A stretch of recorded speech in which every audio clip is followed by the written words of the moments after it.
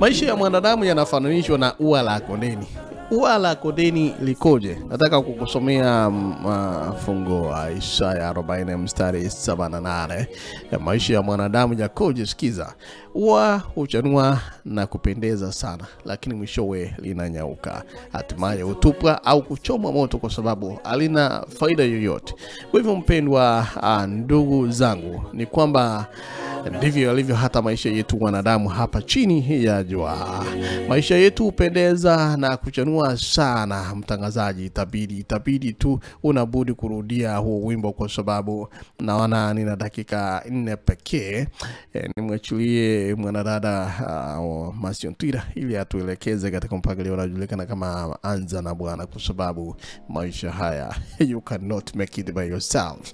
Kwa hivyo mpendwa, maisha yetu hupendeza na kuchanua sana, lakini ipo siku yanafika mwisho wake licha ya kuchanua kote. Unajua, ukiangalia, ukitazama jinsi ambavyo watu wanajipotoa, nasema kwamba mpendwa, tambua ya kwamba haya maisha tunayoishi leo ipo siku yatafika mwisho wake. Haijalishi wewe ni mnene, wewe umekonda, wewe ni mweupe au mweusi, mrefu au mfupi.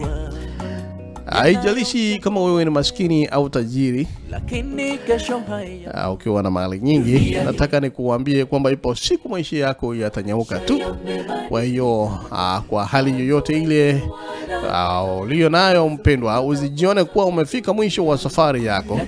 Kumbuka kwamba yapo maisha mengine baada ya haya.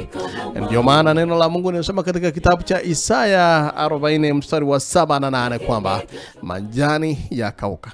Read Isaiah chapter 40, wanasema 40 verse 7 and 8. Inasema kwamba majani yakauka, ua lanyauka, kwa sababu pumzi ya Bwana yapita juu yake.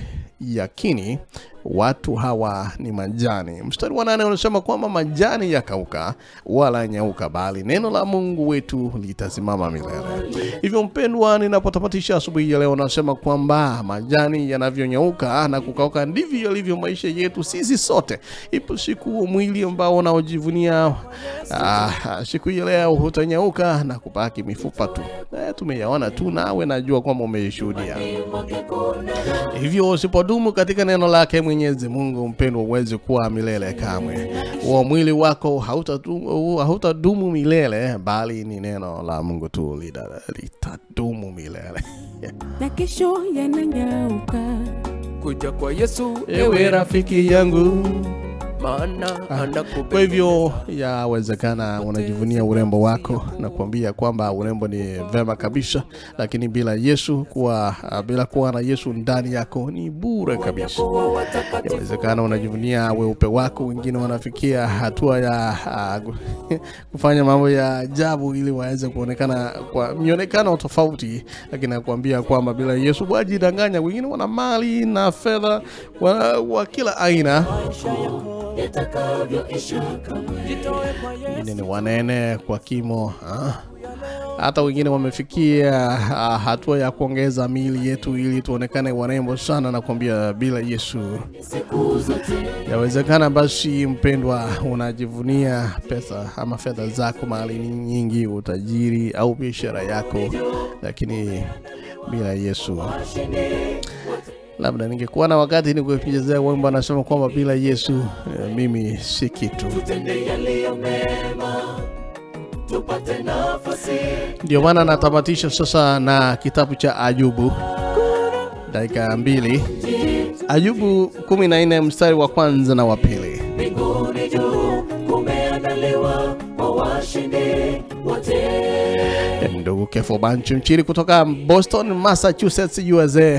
Hapa unasema 10 p.m. loud and clear. Asante sana. Asante bwana. Kefo Mchiri, my friend, my home city. Si vema. You know what I'm talking about. Thank you for tuning in. Kutoka Massachusetts, USA. Asante sana, long time my friend. Labda mwaka huu sija kuona mwana, mambo namna gani? Na yanajulikana kama Karobikisha kutoka Kitengela, anasema watching. Linachanua tena ua linanyauka, hivyo ndivyo maisha yako. Mstari wa kwanza katika Ayubu 14 unasema kwamba mwanadamu aliyezaliwa na mwanamke siku zake za kuishi si nyingi, naye hujaa taabu. Kisha mstari wa pili inasema kwamba yeye huchanua kama vile ua, kisha ukatwa, ukimbia kama kivuli wala hakai kamwe. Kwa hivyo mpendwa, asubuhi ya leo tunapokuwa tunapotamatisha siku hii ya Alhamisi ya mwisho katika mwaka huu, Morning Glory ya mwisho katika Alhamisi ya TBD mwaka huu, nataka kusema kwamba hapa duniani hakuna mtu aliyeshuka kutoka huko juu bila kupitia kwa njia ya kuzaliwa na mwanamke. Kwa hivyo mpendwa, kwa kuwa sote tumezaliwa na mwanamke, basi Ayubu anasema kwamba siku zetu za kuishi si nyingi. Haijalishi wachanua kama vile ua, lakini ipo siku utanyauka tu. Usiwadharau wengine kwa sababu ya maisha ulionayo leo. Kumbuka kwamba yapo maisha baadaye. Ndugu yangu, unafikiri nini juu ya maisha yako ya baadaye? Do you remember the story of Lazarus and the rich man? Maisha ya baadaye. Hadi hapa wakati mwingine ni Torino T, lakini hebu nione ndugu Mburo, ni kama nimekupoteza kidogo, lakini what else can I do ila tu kusema kwamba ubarikiwe.